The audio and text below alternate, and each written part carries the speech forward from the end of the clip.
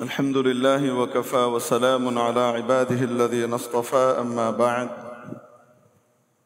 واجب الاحترام حضرات علماء کرام আজিজ তালাবা ধর্মপ্রাণ ধর্মভীরু সর্বস্তরের সম্মানিত মুসল্লিয়ানে আযাম আল্লাহ জাল্লা শানুহু ওয়া আম্মা নওয়ালুহু আমাদেরকে ওনার মহান ঘরে বিশেষভাবে হাজিরি লেখাবার তৌফিক দান করেছেন। এজন্য রব্বে করিমের দরবারে শুকর আদায় করি আলহামদুলিল্লাহ। প্রিয় উপস্থিতি, আমাদের আলোচনা চলছিল যে আল্লাহ তাআলা দুনিয়াতে আমাদেরকে ঈমান এবং ইসলামের নেয়ামত দান করেছেন। এটা পৃথিবীতে বান্দার উপরে দেয়া আল্লাহ তাআলার পক্ষ থেকে সবচেয়ে বড় নেয়ামত, এবং এই নেয়ামতটা আল্লাহর কাছে এতটা গুরুত্বপূর্ণ যে এই নেয়ামতের ছাড় আল্লাহ তাআলা তার প্রিয় হাবিবের হাতেও দেন নাই।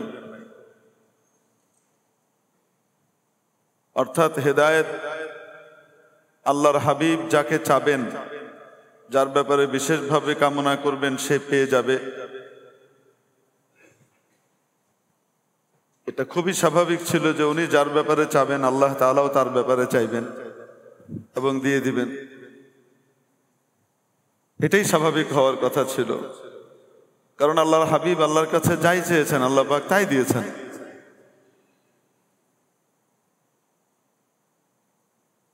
কিন্তু এটা এমন এক নিয়ামত যে নিয়ামতের ব্যাপারে আল্লাহ তাআলা সরাসরি নিজের কেন্দ্রীয় ক্ষমতা ব্যবহার করেছেন। এটা খোদ নবীজির হাতেও আল্লাহ দেন নাই।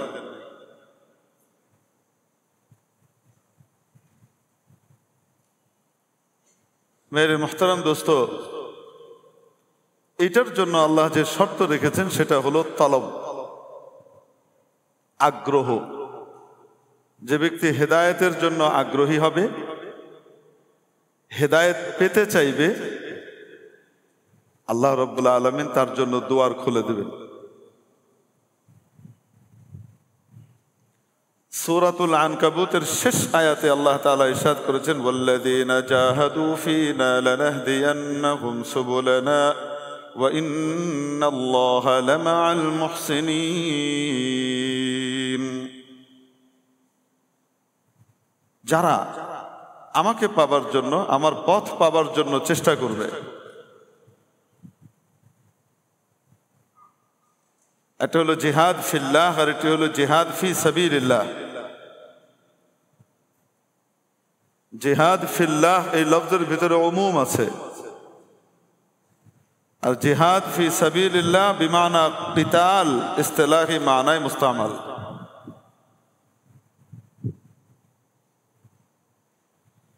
ওয়াল্লাযীনা জাহাদু ফীনা আই ফিল্লাহ, যারা চেষ্টা করবে, পেতে চাইবে আমাকে পাবার জন্য মেহনত করবে, চেষ্টা করবে। চেষ্টা কখন করে? যখন আগ্রহ থাকে। আগ্রহ না থাকলে মানুষ কোনো কিছুতে চেষ্টা করতে চায় না। ভালো রেজাল্ট করার জন্য যখন আগ্রহী হয় তখনই চেষ্টা করে। ভালো রেজাল্টের মূল্য যদি কোনো বাচ্চার কাছে না থাকে তাহলে সে আগ্রহী হয় না, যার কারণে সে চেষ্টার দিকেও ধাবিত হয় না। দুনিয়ার ধন সম্পদ, প্রভাব প্রতিপত্তি, এটার প্রতি যখন মানুষ আগ্রহী হয়, যখন বোঝে এটার মূল্য, তখন সে এটার প্রতি আগ্রহী হয় এবং চেষ্টা করে। তাহলে চেষ্টার ভিতরে অদম্য যে চেষ্টা আছে, স্বাভাবিক সাধারণ চেষ্টা না, অদম্য চেষ্টা, জাহাদু ফীনা, এর ভিতরে কঠিন চেষ্টার অর্থ রয়েছে। ওই অর্থ থেকে বেরোলো, এটার জন্যই ফসলে আকবরী আবওয়াবের খাচ্চত পড়ানো হয়।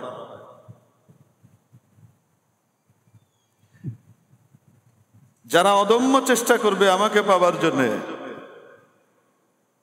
কখন চাইবে? যখন আল্লাহ পাকের এই পথ পাবার প্রতি তার আগ্রহ তৈরি হবে, নতুবা সে চেষ্টা করবে না। সামান্য চেষ্টা করে হাল ছেড়ে দেবে। কিন্তু চেষ্টার পর চেষ্টা তখনই করবে যখন হেদায়েতের মূল্য তার কাছে থাকবে, এই তলব যখন থাকে, মাওলায়ে পাক বলেন লানাহদিয়ান্নাহুম সুবুলানা, অবশ্যই অবশ্যই তাদেরকে আমি আমাকে পাওয়ার যত পথ হতে পারে সবগুলো আমি দেখিয়ে দেব। একটা পথ দেখাবো না, বহু পথ দেখিয়ে দেব। লানাহদিয়ান্নাহুম সুবুলানা, আমার বহু পথের দিকে তাকে আমি পথ প্রদর্শন করে দেব। বহু পথ আর এক পথ এর পরিচিতি, দুটোর ভিতরে পার্থক্য কি? ধরেন আপনি আর আমি ইকবাল রোড থেকে বনানী পর্যন্ত যাবার একটা রাস্তায় চিনি। এখান থেকে সোজা বের হয়ে সিস্টেমে বিজয় সরণী হয়ে, তারপরে ওই দিক দিয়ে শহীদ জাহাঙ্গীর গেট হয়ে, মহাখালী ফ্লাইওভার হয়ে, তারপরে গিয়ে বনানী চলে গেলাম চেয়ারম্যান বাড়ি হয়ে। এই একটা রাস্তা আমি আপনি মনে করেন চিনি। আর আরেকজন ওই বনানী পর্যন্ত যাবার আরো অনেকগুলা রাস্তা চেনে, এটাও চিনে। আবার বিজয় সরণী পার হয়ে ওই দিক থেকে এক্সপ্রেসওয়েতে উঠে সোজা গিয়ে বনানী নামার এই রাস্তাটাও চিনে। আবার শহীদ জাহাঙ্গীর গেট থেকে মহাখালীর দিকে না গিয়ে ক্যান্টনমেন্টের ভেতর দিয়ে গিয়ে ওই দিক থেকে আবার স্বাধীনতা সরণী হয়ে ওই দিক দিয়ে আবার বনানীতে বের হবার যে রাস্তা, সেটাও আবার চেনে। এরকম আরো প্যারালাল অনেক রকমের রাস্তা সে চেনে। যিনি একটা রাস্তা চেনেন তিনি এই রাস্তা ছাড়া আর অন্য রাস্তায় যাবেন না। এখন মনে করেন যানজট শুরু হয়েছে, বিজয় সরণির পর থেকে একটা যানজট শুরু হয়েছে পুরা সেই চেয়ারম্যান বাড়ি পর্যন্ত। তো এরকম সময়ে যিনি একটা পথ চেনেন তিনি এখানে আটকে থাকবেন, যাবেন ঠিকই বনানী, কিন্তু গড়িয়ে গড়িয়ে মারিয়ে মারিয়ে পিড়পিড় পিড়পিড় পিড়পিড় করে রিক্সার গতিতে, সম্মুখ গতি যেটাকে আমরা বাংলায় বলি, সম্মুখের গতিতে আর কি, সম্মুখ গতিতে যাবেন। আর যিনি একাধিক রাস্তা চেনেন তিনি দেখবেন এদিক থেকে রাস্তাটা যানজটের ভিতরে থাকলেও তো আমি এখানে আর বামে না গিয়ে বিজয় সরণী থেকে সোজা গিয়ে আমি কোথায় উঠে যাব? এক্সপ্রেসওয়েতে উঠে যাব, এবং সোজা গিয়ে বনানী নেমে যাব।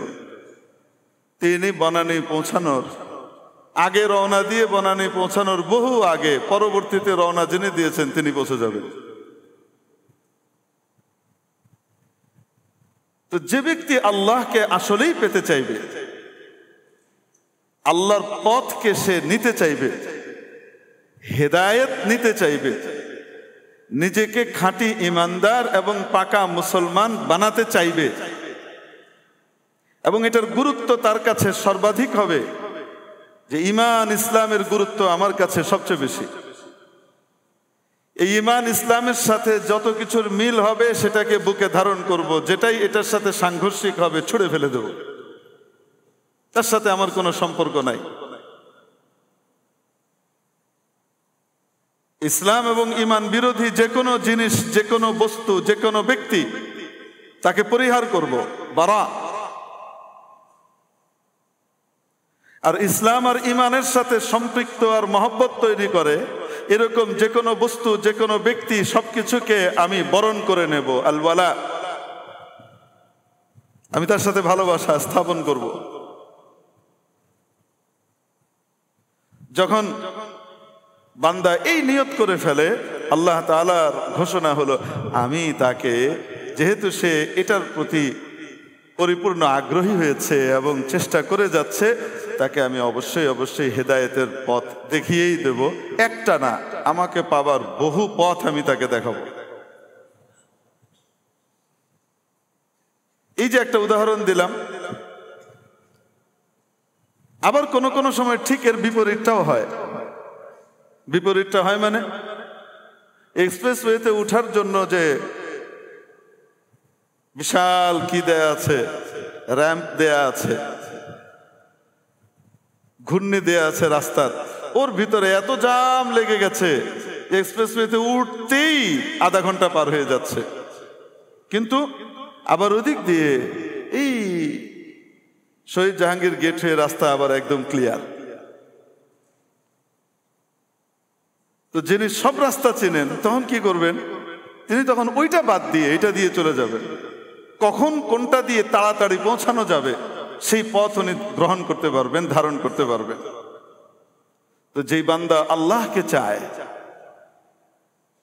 যেই বান্দি আল্লাহকে মহব্বত করে আর আল্লাহকে পেতে চায়, আল্লাহকে পাবার জন্য যে পথ সেটাকে হেদায়েত বলে, এই হেদায়েতের পথটাকে সে পেতে চায়, সিরাতে মুস্তাকিমে সে উঠতে চায়, আল্লাহ তাআলা তাকে জান্নাতে যাবার এবং আল্লাহকে পাবার সব রকমের রাস্তাগুলো দেখিয়ে দেন। ফলাফল এটা হয় যে এক এক সময় এক এক রাস্তা দিয়ে দ্রুত যাওয়া যায় আল্লাহর কাছে। সময়ের চাহিদা অনুযায়ী এখন আল্লাহর কাছে কোন পথ আর কোন পন্থাটা বেশি প্রিয় সেটা সে নির্ধারণ করতে পারে। সে এক রাস্তায় পড়ে থাকে না যে আমি তাসাউফের মাধ্যমে হেদায়েত পাইছি, অতএব আমি এইটার ভিতরেই থাকবো, এখান থেকে আর নড়বো টড়বো না।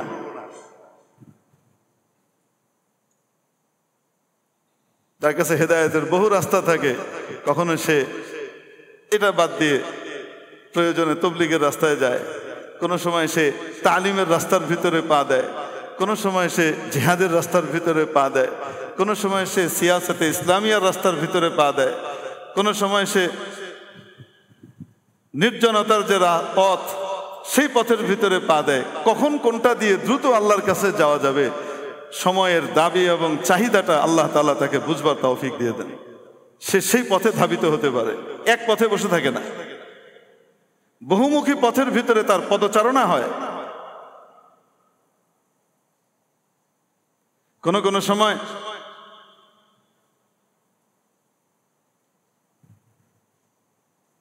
হজের মেহনত এটাই আল্লাহর কাছে সবচেয়ে বেশি প্রিয়। যখন হজের মৌসুম আসে, ওই মৌসুমের ভিতরে হাজী সাহেবদের জন্য, যারা হজের উপযুক্ত, হজ যাদের উপরে ফরজ, তাদের জন্য ওই সময়টায় সবচেয়ে বড় ইবাদত কোনটা? আল্লাহকে পাবার জন্য হজের পথ। ওই সময় সে ফরজ হজ বাদ দিয়ে খুব ভালো করে শুনে নিয়ে, আমি নফল হজের কথা বলিনি, ফরজ হজ বাদ দিয়ে দান খয়রাত করে বেড়াচ্ছে। এটা আল্লাহর কাছে প্রিয় না। প্রিয় না মানে ওটাও প্রিয়, কিন্তু তার চেয়ে বেশি প্রিয় আল্লাহর কাছে ছিল তার ফরজ হজ আদায় করা। রেজিস্ট্রেশনের সময় মনে হয় 12ই অক্টোবর না, এবার কিন্তু সিস্টেম করে দেওয়া হয়েছে 12ই অক্টোবরের পরে টাকা নিয়ে ঘুরে বেড়ানো যাবে, কিন্তু হজের নাম কিন্তু লেখানো যাবে না। এই আইনটা, এই সীমাটা বাংলাদেশের সরকারের দেওয়া না, এটা সৌদি আরবের সরকারের দেওয়া। এবং গতবার এইরকম আইন সৌদি আরব প্রয়োগ করেছিল পাকিস্তান, ইন্ডিয়ার উপরে।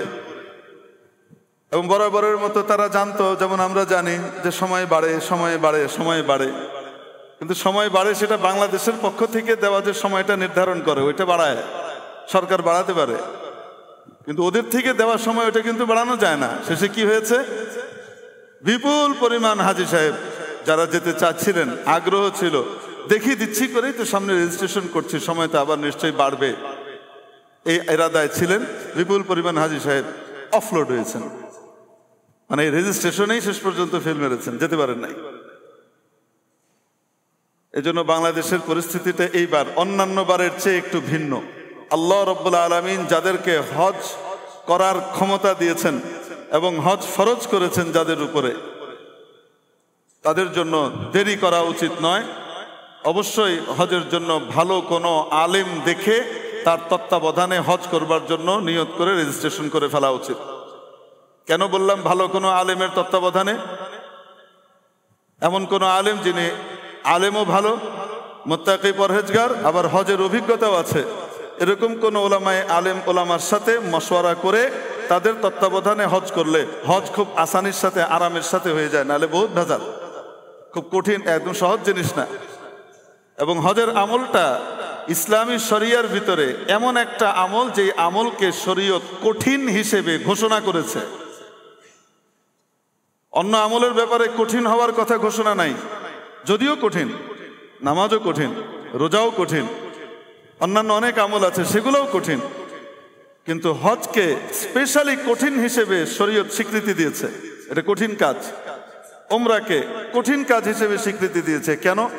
কোনো আমলের ব্যাপারে রাসূল পাক সাল্লাল্লাহু আলাইহি সাল্লাম এই দোয়া শিখান নাই, ইয়া আল্লাহ আপনি আমার জন্য যে আমি নামাজের নিয়ত করলাম, আপনি এটাকে সহজ করে দেন, কবুল করে নেন। ইয়া আল্লাহ রোজার নিয়ত করলাম, আপনি সহজ করে দেন, কবুল করে নেন। এটা নাই, কবুল করে নেন, কবুল করে নেন, তৌফিক দেন, কবুল করেন, সহজ করে দেন। উমরা এবং হজের যত আমল আছে এই সমস্ত আমলের ভিতরে নিয়তের সময় মুখে নিয়ত করা লাগে এবং সেটার সময় আবার বলতে হয়, মনে মনে নিয়ত করলে হয় না, মুখে আবার বলতে হয়। দোয়াটা যেটা শেখানো আছে, সহজ করে দেন, কবুল করে নেন। আল্লাহুম্মা ইন্নী উরিদুল উমরাতা ফায়াসসিরহা লি ওয়া তাকাব্বালহা মিন্নী। আল্লাহ আমি উমরার নিয়ত করেছি, আপনি এটাকে সহজ করে দেন, কবুল করে নেন। আল্লাহুম্মা ইন্নী উরিদুল হজ্জা ফায়াসসিরহু লি ওয়া তাকাব্বালহু মিন্নী। আল্লাহ আমি হজের নিয়ত করেছি, হজের ইচ্ছে করলাম, আল্লাহ আপনি এটাকে সহজ করে দেন, কবুল করে নেন। তো সহজ করে দেন, সহজ করে দেন বারবার বলার অর্থ কি? এটা অতি সহজ না কঠিন? কাজটা কঠিন। জীবনে প্রথমবার যখন আমরা নামাজ পড়ি বা দ্বিতীয়বার, তৃতীয়বার, চতুর্থবার যখন নামাজ পড়ি, সেই নামাজের ভিতরে এবং এখন শত শতবার, হাজার হাজার বার নামাজ পড়ার পরে যে নামাজটা হচ্ছে, দুই নামাজের ভিতরে পার্থক্য আছে না নাই? তখনকার নামাজে অনিচ্ছাকৃতভাবে অনেক চেষ্টা করার পরে অনেক ভুল হয়ে যেত, এখন আলহামদুলিল্লাহ অনেক নির্ভুলভাবে আপনি আদায় করতে পারেন। রুকু সিজদার ভিতরে আলাদা আলাদা মোটা মোটা জিনিসে আলাদা চেষ্টা করা লাগে না, ওটা মুখস্থের মতো অভ্যাসের পরিণত হয়ে গেছে। শুধু মনটাকে নামাজে ধরে রাখা লাগে, বাস, তাইলেই গাড়ি চললো।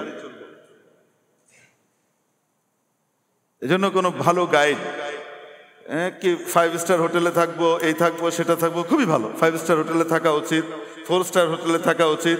এক এক টাকাতে 4 কোটি টাকার সওয়াব হবে, সব হবে। কিন্তু কখন? যখন নিয়ত হবে যে আমি এখানে থেকে মূলত হারাম শরীফকে কাছে পাবো, পটাপট আমি যেতে পারবো, আর বেশিরভাগ সময় হারাম শরীফে আমি কাটাতে পারবো।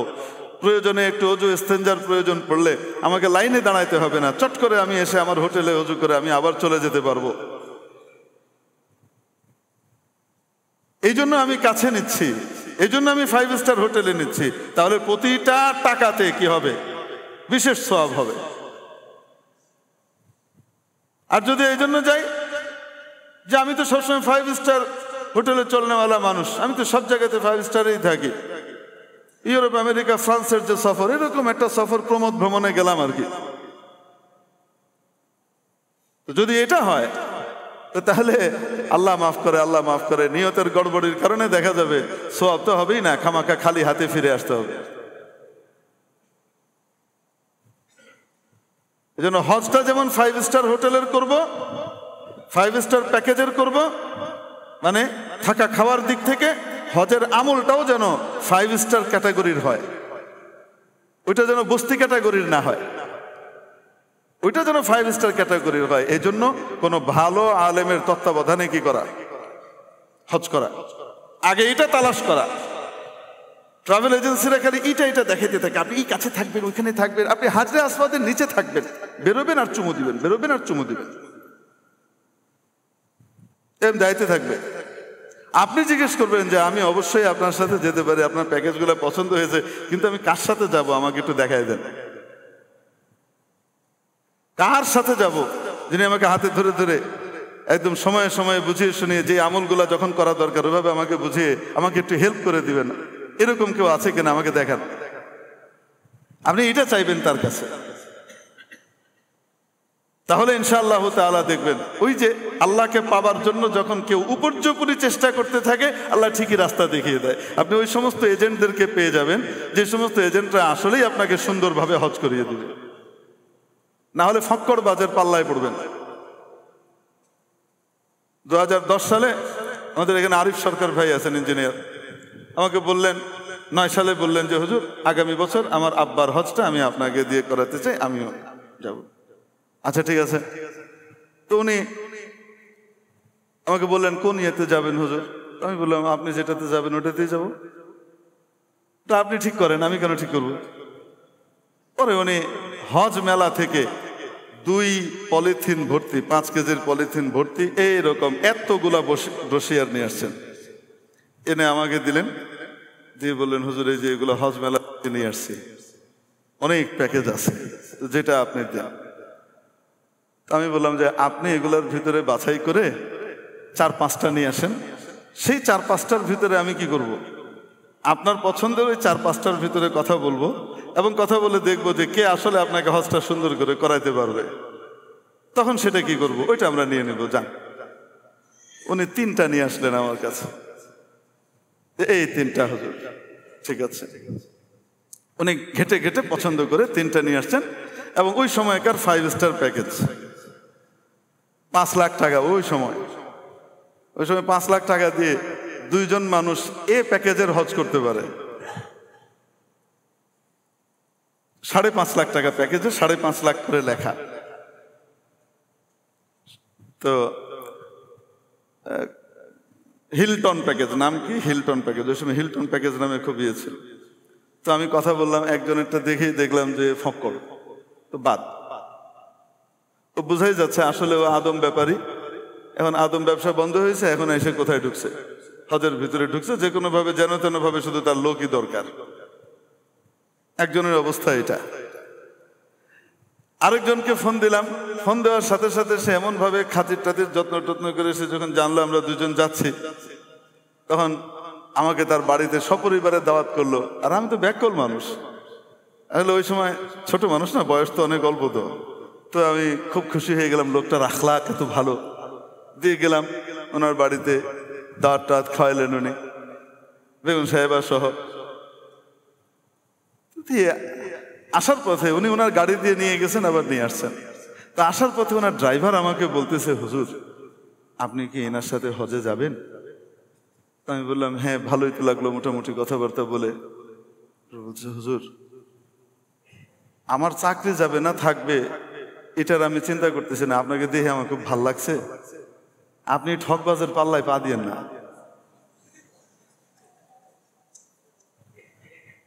এই ঠকবাজের পাল্লায় পা দিয়েন না। কেন, কিসের ঠকবাজ? তো খুব ভালো ভালো কথাবার্তা বললো এবং বললো এই আমি যতগুলো শর্ত দিলাম তাকে, এটা এভাবে করাইতে হবে, ওটা এভাবে করাইতে হবে, আমলের ব্যাপারে যা যা দিলাম সেটা সবগুলোই বললো, যে সব এরকম সবাই রে কয়, গিয়া তারপরে আপনি দেখবেন অবস্থা কি হয়। এর কাছে অমুক এত টাকা পায়, ওই পায়, এই পায়, এই পায়, এগুলি শেষ পর্যন্ত ইয়ে করবে না। আর আপনি যদি ওনার কাছে বলে দেন আমার এই কথা, তাহলে আমার চাকরিটা থাকবে না। কিন্তু আমি রিস্ক নিয়েই আপনাকে বললাম। তো লাস্ট বাকি রইল একজন, তো ওনার সাথে কথা বললাম, দেখলাম মোটামুটি আলহামদুলিল্লাহ ভালো মানুষ, আলেম মানুষ, ভালো মানুষ। তো বাহ্যিকভাবে ওনার কথাবার্তা শুনে এবং ইয়ে দেখে গেলাম। সেখানেও যে একেবারে পরিপূর্ণ সব পেয়েছি তা কিন্তু না,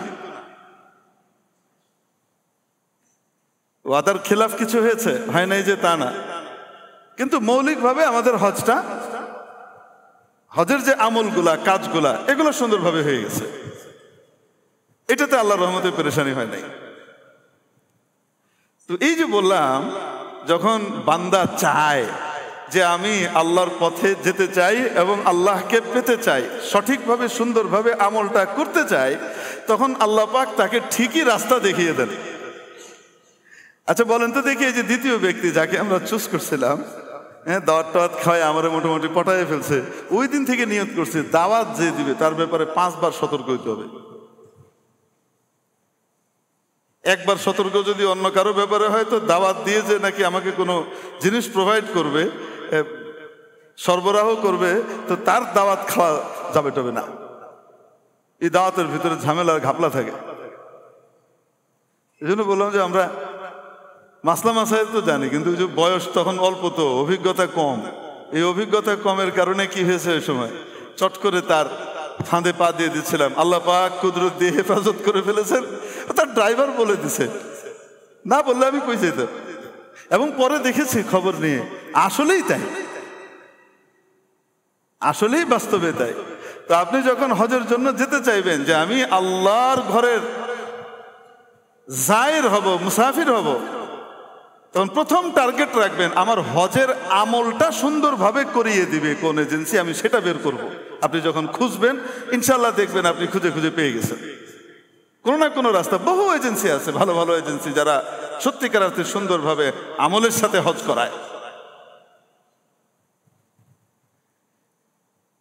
এক ভাই ছিলেন মিন্টু সাহেব নাম, আমি ওনার ঘটনা শুনেছি আরেকজন এজেন্টের কাছ থেকে।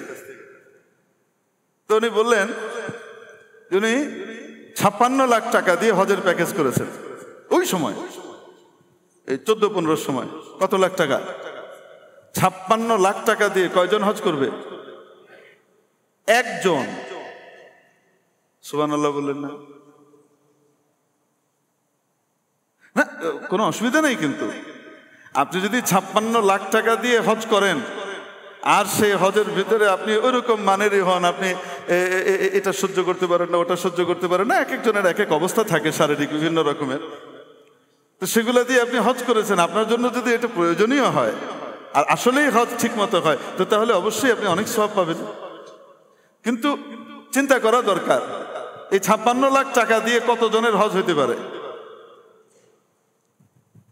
আমি তো এখানে বাবু হয়ে যাচ্ছে না, আমি তো এখানে আসলে গোলাম আর বাদী হয়ে যাচ্ছে। এই জন্য মোটামুটি সচ্ছলতার সাথে স্বাচ্ছন্দ্যের সাথে হজ করতে পারি এরকম মধ্যম প্যাকেজ ভালো।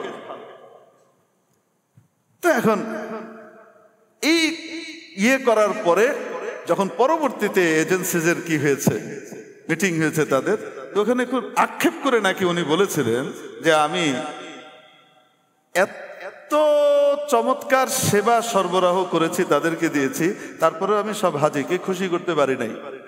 বাংলাদেশ থেকে শেফ নিয়ে গেছে, প্রতি বেলাতে 60 প্রকারের খাবার রান্না হতো বুফে। 56 লাখ এমনি না, প্রতি বেলায় খাবার রান্না হতো, প্লাস মাইনাস কত প্রকারের, 60 প্রকারের খাবার বুফে দেওয়া থাকতো। আপনি যেটা নিবেন নিবেন। হ্যাঁ, অনেক মানুষ আছে, আপনাদের ভিতরে অনেক মানুষ আছে এরকম বুফে খেয়ে অভ্যস্ত, সব সময় নিজের মন মতো খাবে, খাক। তারপরে জিএমসিতে করে, বাসে করে না, প্রাইভেট জিএমসি গাড়িতে, একদম বিশাল আমেরিকান গাড়িতে করে আরাফা, মিনা, মুজদালিফা সবকিছু করিয়েছে। একদম এ ক্যাটাগরির তাবু, যেটা এ ক্যাটাগরির তাবুর ভিতরে মাশাআল্লাহ সুবহানাল্লাহ এরকম 5 স্টার সিস্টেমই থাকে, খাট থাকে, আলাদা বাথরুম থাকে, এটা থাকে, ওটা থাকে, সবই থাকে। মিনা, মুজদালিফা, আরাফা সব জায়গায় এই সব করেছে এবং সমস্ত হাজি মোটামুটি তার সেবাতে খুব খুশি। কিন্তু কিছু, এবং উনি সব জায়গাতে যেন যোগাযোগ ঠিক মতো থাকে, মানুষজন দেখতে চায় যে আমি এখন কাবা শরীফ দেখবো, আমি এখন মদিনা শরীফ দেখবো, আমি এখন হাদিস শুনবো, আমি এখন তেলাওয়াত শুনবো। তো বিভিন্ন চ্যানেলে এগুলা দেয়, এই চ্যানেলগুলা যেন পেতে পারে, এই জন্য উনি পোর্টেবল ডিশ অ্যান্টেনা নিয়ে কি করেছেন, মুভ করেছেন। দেখেন, কিন্তু মানে 56 লাখ এমনি না, খরচ আছে। তো পোর্টেবল ডিশ অ্যান্টেনা নিয়ে মিনা, আরাফা, মুজদালিফায় গাড়ি নিয়ে গিয়েছে, যেন যা যা দরকার এদের এখানে একদম তারা মনিটরে সবকিছু পেতে পারে। মাশাআল্লাহ পেয়েছে। ওনার আক্ষেপ হলো, এরপরেও আমি সব হাজি সাহেবকে সন্তুষ্ট করতে পারি নাই। অধিকাংশই খুশি হয়েছে, কিন্তু সবাইকে পারি নাই। কেন পারি নাই? কিছু মহিলা হাজি সাহেব, হাজি সাহেবা, ওনারা অভিযোগ করেছেন যে ওনারা আরাফার ময়দানে স্টার জলসা দেখার জন্য যে চ্যানেলটা, ওটা তারা পায় নাই।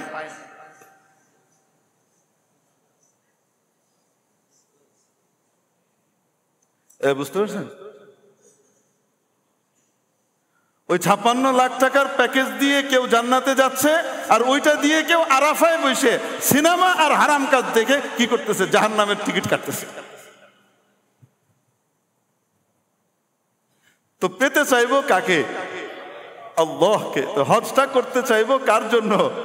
আল্লাহর জন্য। তো তাইলে আল্লাহ রাস্তা দেখাই দিবে। তো সময় কিন্তু বেশি নাই। কতদিন পর্যন্ত সময় আছে? মাত্র সম্ভবত 11-12 অক্টোবর পর্যন্ত মনে হয় সময় দেয়া আছে, লাস্ট সময়সীমা। এবং এর ভিতরে সম্ভবত ফাইনাল রেজিস্ট্রেশনের জন্য 3,80,000 টাকা মনে হয় টোটাল লাগে। 30,000 টাকা প্রাথমিক নিবন্ধন এবং তারপরে বাকি আরো 3.5 লাখ টাকা মনে হয় একসাথে জমা করতে হবে। এগুলো না করলে, ওগুলো কোম্পানি যদি আবার সৌদি আরবের ওই সমস্ত অ্যাকাউন্টে ওই সমস্ত জায়গাগুলোতে জমা না দেয়, তাহলে রেজিস্ট্রেশন আবার সৌদি আরবের সাথে পরিপূর্ণ হবে না, ঝামেলা আছে। এবার একটু টাফ আসলে। এই জন্য যাদের উপরে আল্লাহ হজ ফরজ করেছেন তাদের জন্য এই সময় সবচেয়ে বড় ইবাদতের নাম হলো হজের প্রস্তুতি নেওয়া। হজ হয় নাই, হজ ফরজ হয়ে রয়েছে, জানা নাই। আল্লাহ পাক আগামী হজ পর্যন্ত, এই হজের পরের হজে আমাকে সুযোগ দিবেন কি দিবেন না, আমি কি বেঁচে থাকবো কি থাকবো না, আমি কি সুস্থ থাকবো নাকি প্যারালাইজড হয়ে যাব, নাকি অন্য কোনো কিছুতে পড়ে যাব, আমার কিন্তু জানা নাই। এই ধন সম্পদ আল্লাহ যেটা এখন দিয়েছেন যে আমি হজ করার ক্ষমতা রাখি, সেই সক্ষমতাটা এর পরে থাকবে নাকি কোনো কারণে এটা কি হয়ে যাবে, চলে যাবে, এটা কিন্তু জানা নাই। এজন্য যাদের উপর হজ ফরজ, কাদের উপরে হজ ফরজ? ওই ব্যক্তির উপরে, ওই আকেল বালেগ সুস্থ মুসলমানের উপরে যিনি হজের সফর করবার মতো শারীরিক সক্ষমতা রাখেন এবং আসা যাওয়া জন্য যাতায়াত এবং ওখানে থাকার জন্য যে খরচ, সেই খরচাদের টাকা তার কাছে রয়েছে, নিজের প্রয়োজনীয় যে টাকা পয়সা আছে, পরিবার পরিচালনার জন্য যে টাকা পয়সা দরকার, এর উদ্বৃত্ত এতটুকু টাকা যদি কারো কাছে থাকে, অথবা টাকা নাই কিন্তু গোল্ড আছে, অথবা গোল্ড নাই কিন্তু তার কাছে কি আছে, রূপা আছে, এই ধরনের লোকজনের জন্য হজ কি হয়ে যায়, ফরজ হয়ে যায়।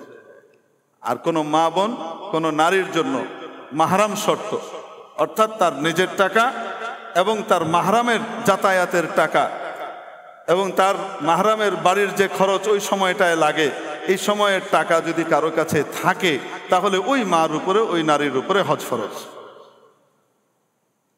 আল্লাহ রাব্বুল আলামিন আমাদেরকে বারবার হজ করবার তৌফিক দান করেন। রাসূল সাল্লাল্লাহু আলাইহি ওয়াসাল্লাম বলেছেন, তাবিউ বাইনাল হজ্জ ওয়াল উমরা, বারবার হজ আর উমরা করতে থাকো, একের পর এক করতে থাকো। কেন? এটাতে দারিদ্র এবং অভাব দূর হবে এবং এটার মাধ্যমে আল্লাহ তাআলা তোমার গুনাহগুলোকে দূর করে দিবেন। হজের পরতে পরতে গুনাহ মাফের সুযোগ, নিজেকে পরিষ্কার করবার সুযোগ। তার পাশাপাশি হাজী সাহেবান বিশেষভাবে খেয়াল রাখবো, হক্কুল ইবাদ, আমার কাছে অনেকে টাকা পায়, আমার কাছে অনেকে হক পায়, তাদের সেই হকগুলা যেন আমি আদায় করে দিয়ে যেতে পারি, সেগুলোর প্রতি যেন আমার সজাগ দৃষ্টি থাকে। আমার উপরে বহু মানুষের হক রয়ে গেছে আর আমি নফল হজ আর নফল উমরা একটার পর একটা করে যাচ্ছি। একটা ভালো কাজ তো করছি, কিন্তু ওদিকে খোদা না খাস্তা দুনিয়া থেকে চলে গেলে ওই হকওয়ালা কিন্তু আমাকে কি করবে, পাকড়াও করবে, কিয়ামতের দিন মুসিবতে পড়ে যেতে হবে। এই জন্য সব থেকে ভারসাম্য রেখে কি করতে হবে, আগাতে হবে। যে ব্যক্তি আল্লাহকে পেতে চায়, আল্লাহ তাআলা তার জন্য রাস্তাগুলা কি করে দেন, দেখিয়ে দেন। তো এই জন্য বলছিলাম, মনে করেন এক এক সময় এক এক রাস্তায় আল্লাহকে দ্রুত পাওয়া যায়। হজের মৌসুম যখন আসে তখন হাজী সাহেবদের জন্য হজের কর্মকাণ্ড যেটা, এটাই সবচাইতে গুরুত্বপূর্ণ কাজ, এটা দিয়ে আল্লাহকে বেশি পাওয়া যাবে। জুমার নামাজের সময় যখন আসে, যার উপরে জুমা ওয়াজিব, তার জন্য অন্য সব কাজের চাইতে ওই সময়টায় তার জন্য জুমার কাজটাই সবচেয়ে বেশি কি গুরুত্বপূর্ণ। ওই রাস্তাতেই আল্লাহকে সে সবচেয়ে দ্রুত পাবে। ঈদের নামাজের ওয়াক্ত যখন আসে, ঈদের নামাজ তো ফরজ না, কিন্তু ওই সময় আল্লাহর কাছে সবচেয়ে প্রিয় আমল কোনটা, ওই ঈদের নামাজটাই। কখনো কখনো আল্লাহর কাছে সবচেয়ে প্রিয় আমল হবে দ্বীনি শিক্ষা দীক্ষার ব্যাপারটা, যে এখন মানুষের ভিতরে দ্বীনি সচেতনতা তৈরি করা দরকার। কখনো কখনো আল্লাহর কাছে অধিক প্রিয় হবে মাদ্রাসা এবং মসজিদ ইত্যাদির যে নির্মাণ কাজ চলছে সেগুলোর ভিতরে অধিক অংশগ্রহণ করা। কখনো কখনো আল্লাহর কাছে বেশি প্রিয় হয় গরিব দুঃখীর পাশে দাঁড়ানো, আত্মমানবতার পাশে দাঁড়ানো, মুসলমানদের পাশে দাঁড়ানো, ফিলিস্তিন এর নাগরিকদের, গাজার বাসিন্দাদের, মজলুম মানবতার পাশে দাঁড়ানো। কখনো কখনো ওইটা বেশি আল্লাহর কাছে কি হয়, প্রিয় হয়। কখন কোনটা প্রিয় হবে, এটা আল্লাহ তাআলা রাস্তা দেখিয়ে দিবেন। ওই পরিমাণ জ্ঞান তাকে আল্লাহ তাআলা দিয়ে দিবেন যখন মানুষ চেষ্টা করবে। কারণ হেদায়েত এত বড় নেয়ামত, গোটা কোরআনে কারীমের সারাংশ আল্লাহ তাআলা সূরা ফাতিহার ভিতরে দিয়ে দিয়েছেন। মুফাসসিরিনে কিরাম লিখেন, একদম শুরু থেকে আজ পর্যন্ত সমস্ত মুফাসসিররা এই ব্যাপারে একমত, গোটা কোরআনে কারীমের নির্যাস আল্লাহ কোথায় দিয়েছেন? সূরা ফাতিহার ভিতরে। আর সূরা ফাতিহার নির্যাস কি জানেন? শেষ 3 আয়াত। ওটা মূল উদ্দেশ্য। ওই মূল উদ্দেশ্যটা পাবার জন্য কিছু কার্টেসি আছে, সেই কার্টেসি আল্লাহ শিখিয়েছেন।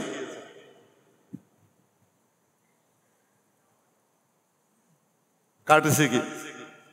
আপনার আমার এখানে যদি প্রধানমন্ত্রী আসেন, তাহলে প্রধানমন্ত্রী আসার পরে আমরা তার কাছে প্রথমেই বলি, আমাদের ইকবাল রোডে পানির পাম্প দরকার, একটা আছে সেটা দিয়ে চলছে না, আর যেটা আছে, যে পানি আসে সেটা দিয়ে গন্ধ পানি আসে, আমাদের সব পেটে ডায়রিয়া হয়ে যাচ্ছে, মানে প্রধানমন্ত্রী আপনি আমাদের এই পানির একটা ব্যবস্থা করে দেন। প্রথমেই তো এই কথা বলি।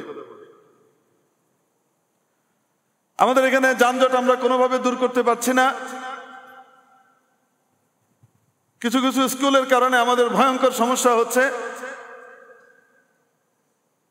আবার সেই স্কুলগুলোর কোনো সাইনবোর্ডও নাই, কিচ্ছুই নাই। তার মানে এখানে স্কুল করার অনুমোদন তার জন্য দেওয়া নাই। বিরাট বিল্ডিং নিয়ে স্কুল করে বসে আছে, প্রভাব প্রতিপত্তি আছে, তাকে নাড়ানো যায় না, সরানো যায় না। এটা রেসিডেন্সিয়াল পরিবেশ চরমভাবে বিঘ্নিত হয়, নষ্ট হয়। কোনো ব্যক্তি হঠাৎ অসুস্থ হয়ে গেলে এবং কারো যদি ম্যাসিভ হার্ট অ্যাটাক হয়, এখান থেকে হৃদরোগ হসপিটাল যেতে মাত্র 3 থেকে 4 মিনিট লাগবে। দ্রুত সময়ে যদি তাকে এখান থেকে ওখানে পৌঁছানো যেত, তো তাহলে একটা চান্স ছিল, একটা রাস্তা ছিল। কিন্তু এখান থেকে বের হয়ে সকালবেলায় 8টার সময়, 8:30টার সময় যদি কেউ এখান থেকে বের হয়, কারো হার্ট অ্যাটাক হয়, তাকে ওই মরার খাটিয়াতে করে কান্দে করে নেওয়া ছাড়া কোনো অ্যাম্বুলেন্স দিয়ে নেওয়া সম্ভব না এখানে। অবাস্তব না বাস্তব? আমাদের সমাজে এই সমস্যাটা নাই তো আমাদের এখানে? জি, আমাদের এখানকার এলাকার জন্য স্কুল তো দরকার, প্রিপারেটরি স্কুল আছে মাশাআল্লাহ। একটা স্কুল দিয়ে আমাদের চাহিদা মোটামুটি পুরা হয়ে যায়। তারপরেও যদি কারো দরকার হয়, রাস্তার ওই পারেই বড় বড় 2টা স্কুল আছে, আছে না? এবং এই পাশে উত্তর পাশেও বাংলাদেশের প্রসিদ্ধ নাম করা স্কুল রয়ে গেছে, বহু আগ থেকে খুব সুনামের সাথে পরিচালিত স্কুল রয়ে গেছে, residential model school and college, আছে না নাই? এত স্কুল আছে।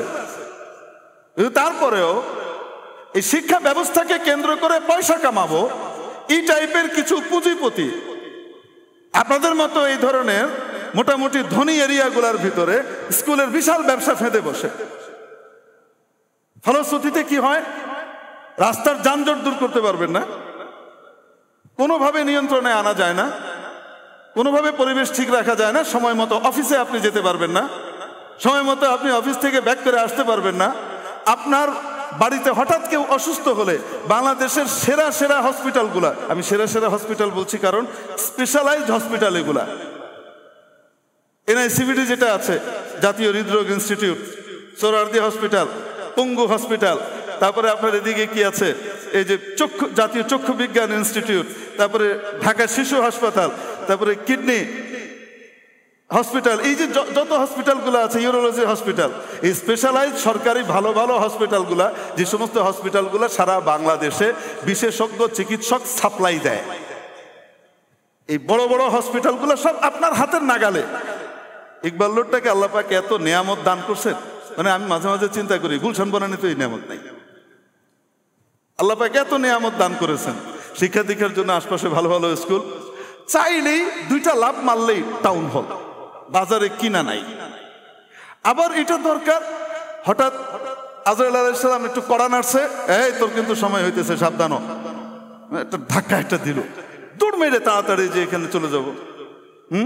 এই সবগুলো আছে, কিন্তু এত ফ্যাসিলিটিস আমার আপনার আশপাশে থাকা সত্ত্বেও এমন যানজট লাগে, এমন যানজট লাগে। এইখান থেকে আমি একদিন এইখান থেকে আমি গাড়ি নিয়ে এমন ফাঁসছি, এই জায়গা থেকে আমার বাসা পর্যন্ত এই এতটুকু যেতে 2 মিনিটের রাস্তা, পাক্কা 46 মিনিট আমাকে কি করতে হয়েছে, পার করতে হয়েছে। সব ঘুরে দেখলাম কি একটা স্কুল, সব যানজটের মাথা এবং মগজ। খবর নিলাম, উঠানোর জন্য বহুবার বলা হয়েছে, পাত্তা দেয় না।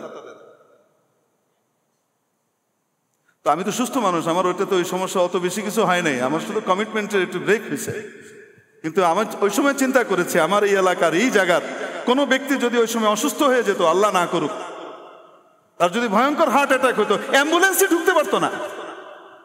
হাতের কাছে ভালো হসপিটাল, শুধু ধরে নিয়ে যে দিতে পারলেই আল্লাহর নামে কি হয়ে যেত, তার হায়াত ফিরিয়ে দিতেন আল্লাহ পাক, ব্যবস্থা হয়ে যেত। সেই মাধ্যম পরিপূর্ণ বিঘ্নিত হচ্ছে এরকম অপরিকল্পিত কিছু কাজের কারণে। এজন্য আমাদের জনসচেতনতার দরকার আছে।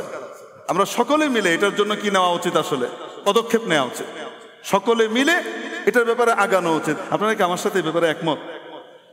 এই যে সকাল বেলায় এবং দুপুরের দিকে ভয়ঙ্কর যে যানজটটা হয়, এই যানজটটা কি স্বাভাবিক না অস্বাভাবিক?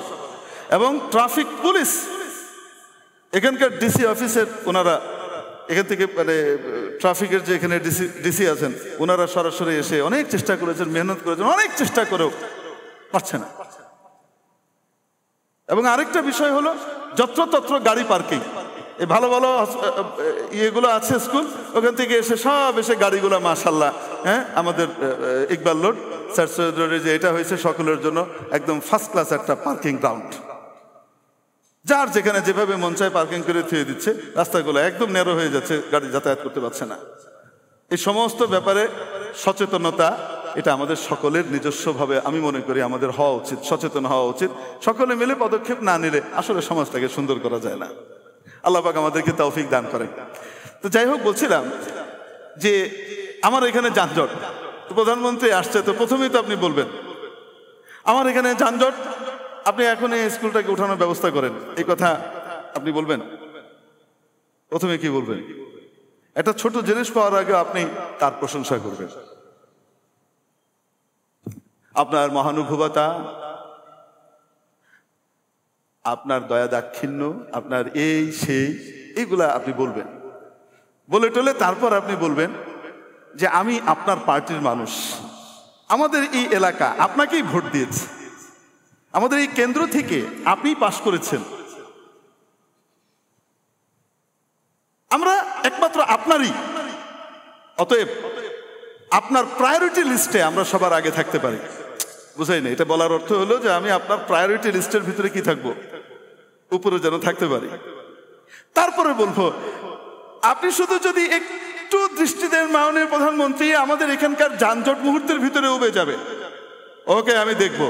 তারপরের দিন দেখবেন হালুয়া টাইট হয়ে গেছে, নাই হয়ে গেছে, স্কুল নাই, এদিক ওদিক তদবির করে টাকা পয়সা ঢেলেও কি করতে পারতেছে না, আর সাইজ করতে পারতেছে না। বুঝেন নাই মনে হয়? তো আসল চাওয়া যেটা, ওইটা কি প্রথমেই বলা হয় নাকি আগে আরো কিছু আছে? আগে আরো কিছু বলে, একটা কার্টিসি আছে। আল্লাহ পাক আসল জিনিসটা চাওয়ার জন্য একটা কার্টিসি দিয়েছেন, সেটা কি? আলহামদুলিল্লাহি রাব্বিল আলামিন। যাবতীয় প্রশংসা মহাবিশ্বের প্রতিপালক একমাত্র আল্লাহর। তার বৈশিষ্ট্য কি? আর রহমান, যিনি পরম করুণাময়, আর রহিম, অতিশয় দয়ালু। শুধু তাই না, উনি বিপুল পরিমাণ পাওয়ারের অধিকারী,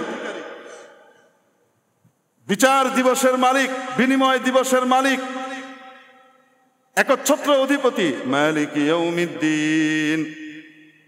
এই হলো প্রশংসা আল্লাহ। প্রশংসাটা করে এবার বলতেছি আমরা কিন্তু ইয়া আল্লাহ আপনি ছাড়া আর কিছু বুঝি না, আপনার পার্টির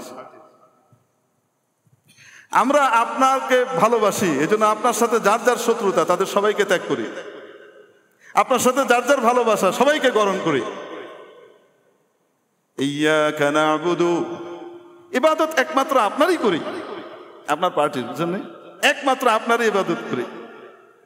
ওয়া ইয়্যাকা নাস্তাঈন, সাহায্য একমাত্র আপনার কাছেই চাই। এই সব কিছু বলার পরে আসল যে নির্যাস, যেটা আল্লাহ শেখাচ্ছেন, নামাজে প্রতি ওয়াক্তে আমরা বলি, সুন্নত গুলার ভিতরে পড়তে থাকি। হ্যাঁ, ইমাম সাহেব ফরজ নামাজে পড়তে থাকেন, আমরা শুনতে থাকি। হ্যাঁ, কি?